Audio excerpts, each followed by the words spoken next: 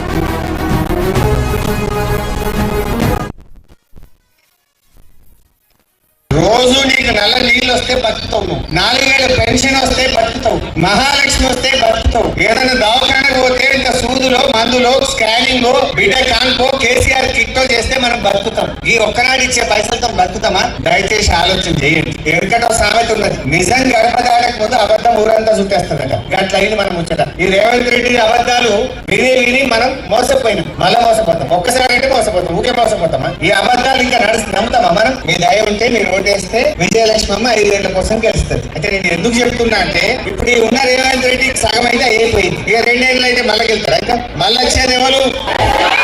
అప్పుడు నేనే మంత్రిగా ఉంటా, కేసీఆర్ ఉంటాడు కనుక విజయమ్మకు, ఇస్నాపూర్కు మీకు ఏ పని లేకుండా మీకు మిగిలిపోయిన రోడ్లు గాని, మోరీలు గాని ఏ పని ఉన్నా నేను చేపిస్తా. కేసీఆర్ ఉన్నప్పుడు ఏ రోజు కరెంటు బాధలు లేకుండా ఫ్యాక్టరీలు నడిస్తే మీ భర్తలు మీరు ఉద్యోగాలు చేసుకొని బతకగలిగినాం. ఇలా కాంగ్రెస్ వచ్చింది, మళ్ళా కరెంటు కష్టాలు వచ్చినాయి. ఇవన్నీ మీరు ఆలోచన చేయండి. రోజు నీకు నల్ల నీళ్ళు వస్తే బతుకుతాం.